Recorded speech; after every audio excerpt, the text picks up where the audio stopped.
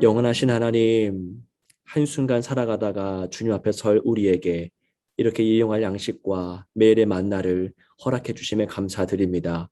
이 새벽 주님께 나아가 말씀을 듣고 또 기도하는 것, 여기에서부터 새 힘을 얻게 도와주시고 오늘 우리에게 부여된 모든 사명을 잘 감당할 수 있도록 오늘 하루 우리와 동행하여 주옵소서.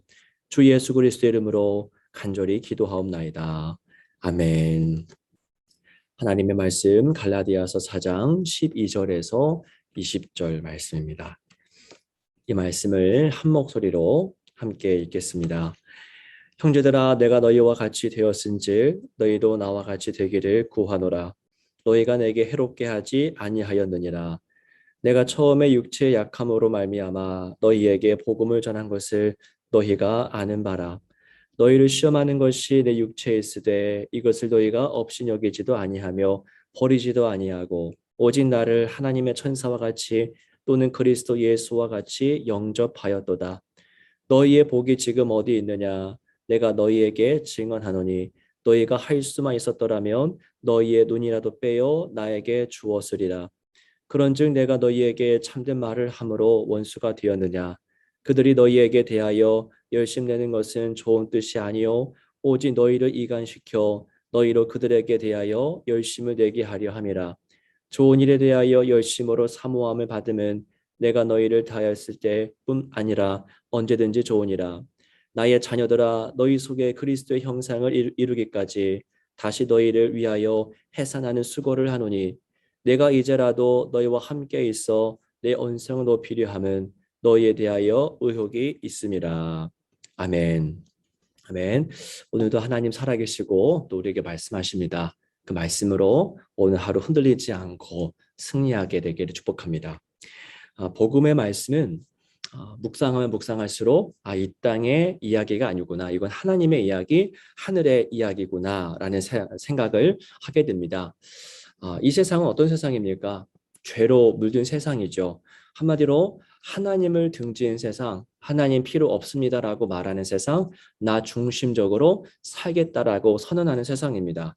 교만과 우상이 판을 치는 곳, 그것이 바로 오늘 우리가 살아가는 현실이죠.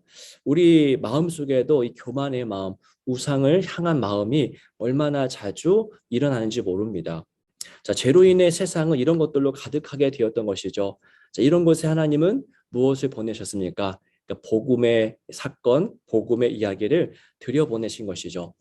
여러분, 복음은 이 땅의 소리가 아니라 하늘의 소리입니다. 이 땅에 만들 수도 없고 상상할 수도 없는 하늘의 소리가 바로 복음이죠. 이 땅의 방식이 아니라 하나님의 방식을 품고 있는 것이 복음입니다. 그래서 복음은 이 땅에 들어와서 전혀 새로운 삶의 방식을 이끌어냅니다. 우리로 하여금 변화를 시키고 우리로 새로운 공동체를 만들게 하죠. 이 땅에 하나님의 나라를 이루게 합니다. 그리고 복음에 순종하기로 결심한 성도들을 통해서 그 나라의 거룩함, 그 나라의 구별됨을 드러내게 하십니다. 그러니까 세상과 다른 인생을 살도록 만든다는 것이죠. 자, 복음은 복음적인 삶, 복음적인 공동체를 만들고야 맙니다. 자, 바울이 갈라디아에서 복음을 전하는데, 자, 보십시오. 여기에서 중요한 사실을 우리가 발견합니다. 무엇이냐면요. 진정으로 복음에 사로잡힌 사람, 복음의 사람은 그가 전하는, 말로 전하는 내용뿐만이 아니라 그 내용을 전달하는 방식, 그 내용을 전달하는 삶의 방식 역시도 복음적이라는 사실입니다. 자, 전달하는 내용과 그 내용을 담는 그릇이 다 복음적이라는 거예요. 이게 잘 안 되는 경우가 많죠. 입술로는 복음을 전하는데 그 복음을 전하는 방식과 어떤 경로를 보면은 전혀 복음적이지 않은 경우를 우리가 많이 보게 됩니다만 바울은 그 두 가지를 다 지금 취하고 있습니다. 12절 말씀을 한번 보겠습니다. 형제들아, 내가 너희와 같이 되었은즉 너희도 나와 같이 되기를 구하노라. 너희가 내게 해롭게 하지 아니하였느니라. 아멘. 여러분 12절은 복음을 전달하는 방식에 대한 서술입니다. 이 바울이 복음을 갈라디아에 전할 때에 어떤 모습을 취했는가에 대한 서술인데요. 먼저 이렇게 말하죠. 내가 너희와 같이 되었은즉. 그렇죠. 바울이 갈라디아 사람들과 하나가 되었다라는 겁니다. 자, 어느 정도까지 그들과 같이 되었는지는 기록하지 않습니다. 하지만 아마도 복음의 본질이 아닌 복음 그 자체가 아닌 그 외의 것들에 대해서는 융통성을 발휘했다라는 그런 증언일 겁니다. 그러니까 이 복음과 그 외의 것, 본질과 본질이 아닌 것을 구별했고, 그리고 복음의 본질과 연관되지 않은 이상 그들과 같이 되기를 주저하지 않았다라는 겁니다. 자, 바울은 세세한 부분까지 순종하라, 야, 이것저것 다 따라해라 라고 강조하지 않았던 겁니다. 작은 것까지 통제할 때 왜 통제할까요? 그 사람을 내 사람으로 만들려는 겁니다. 추종하는 세력들을 형성하라는 것이죠. 하지만 바울은 복음 외에 다른 것들은 날 따라오지 마, 괜찮아, 내가 너희들과 하나가 될게라고 말하는 겁니다. 사람들에게 존경받는 자가 되려고 하는 이 추악한 욕망을 품지 않았다라는 겁니다. 여러분, 복음적인 삶이 뭘까요? 복음의 내용은 다 알고 있습니다. 예수 십자가죠. 근데 이 복음적인 삶이 무엇입니까? 복음과 복음 외의 것을 이 바울처럼 구별할 수 있는 것이죠. 그 외의 것에 대해서는 욕심 부리지 않는 것, 융통성을 발휘하는 것입니다.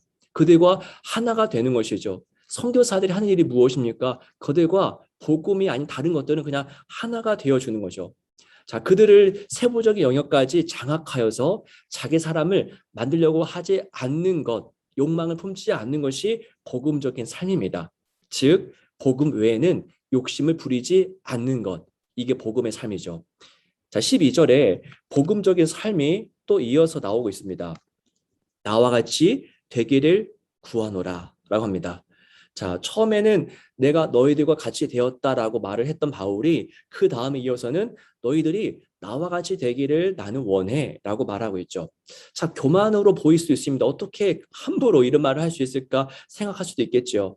근데 여러분, 갈라디아서 전체 내용을 놓고 봤을 때 이 부분을 교만이라고 여길 수는 어려운 일입니다. 자, 이 부분은 앞선 이야기와 연결시켜서 생각해 볼 필요가 있죠. 자, 앞선 이야기가 뭐였습니까? 내가 너희와 같이 되었다라는 것이죠. 내가 너희와 같이 되었다. 무슨 말입니까? 이 말은 복음이 아닌, 그러니까 내가 복음이 아닌 다른 영역에서는 그들과 하나가 되기로 결단했다라는 겁니다. 자, 그리고 나와 같이 되기를, 너희들이 나와 같이 되기를 구하노라. 무슨 말입니까? 자, 다른 영역은 모르겠지만 복음에서만큼은 내 안에 다른 것 따라하지 않아도 돼. 근데 내 안에 있는 복음의 영역에서만큼은 나와 같은 자, 나를 닮는 자가 되었으면 좋겠다라는 선언입니다. 그러니까 복음 외의 영역에서는 융통성을, 복음의 영역에서는 단호함을 추구하는 이야기입니다. 자, 12절에 등장했던 두 가지 진술. 내가 너희와 같은 자가 되었다. 그리고 너희들이 나와 같은 자가 되기를 원하노라. 이 두 가지 진술은 사실 한 가지 본질을 공유하고 있습니다. 즉, 복음에만 집중하는 것이죠. 그 외의 것은 패스하고 날려버립니다. 자, 바울이 그들 갈라디아 사람들과 같은 존재가 된 것도 복음 외의 다른 영역에서는 그들과 같은 자가 되었다라는 말이고요. 그들이 바울 자신과 같이 되기를 바란다라는 말도 다른 영역은 패스하고 자신 안에 있는 복음에 대한 자세만 닮으라고 하는 의미입니다. 자, 복음이 아닌 다른 모든 것들을 날려버릴 줄 아는 것, 이게 바로 바울이 보여준 모습입니다. 우리가 사진을 촬영할 때에 찍고자 하는 부분에 초점을 맞추고 나머지는 뿌옇게 배경으로 날려버리는 것처럼 우리 안에 있는 복음 외에 다른 것들은 날려버릴 줄 아는 그런 자세가 복음적인 삶이라는 겁니다. 여러분, 17절 이하에 나오는 거짓 선생들이 나오는데요. 그 선생들은 달랐습니다. 한번 제가 한번 읽어드리겠습니다. 그들이 너희에게 대하여 열심내는 것은 좋은 뜻이 아니요 오직 너희를 이간시켜 너희로 그들에게 대하여 열심을 내게 하려 함이라. 자, 하반부의 말씀 보십시오. 너희로 그들에게 대하여 열심을 내게 하려 함이라. 그러니까 갈라디아 사람들이 거짓 선생들 자기들을 따라오게 만들기 위해서 그 거짓 선생들이 그렇게 열심히 너희들을 섬겼다라는 뜻입니다. 자, 거짓 교사들의 본심은 복음이 아니었습니다. 그들의 본심은 자기 자신들이 존경받고 인정받는 것, 그것이 목적이었던 겁니다. 그들은 집중해서는 안 될 부분, 복음 외의 것들에게 집중하는 모습, 집착하는 모습을 보였던 것이죠. 복음에 집중했던 것이 아니라 그 외의 것에 집중하고 그것들을 사랑했던 모습들을 그 거짓 선생들이 보여줍니다. 복음과는 정반대의 삶을 살아간 것이죠. 자, 오늘 본문의 말씀을 오늘 저와 여러분들에게 스스로에게 적용해 보기 원합니다. 자, 복음에 사로잡히면, 내가 복음의 사람이 되면, 그러니까 복음을 입술로 말하는 정도가 아니라 그 복음이 나의 삶의 토대가 된다면 어떤 일이 일어날까요? 변화가 일어나죠. 새로운 삶의 방식으로 살아가게 되죠. 그 삶이 어떤 삶입니까?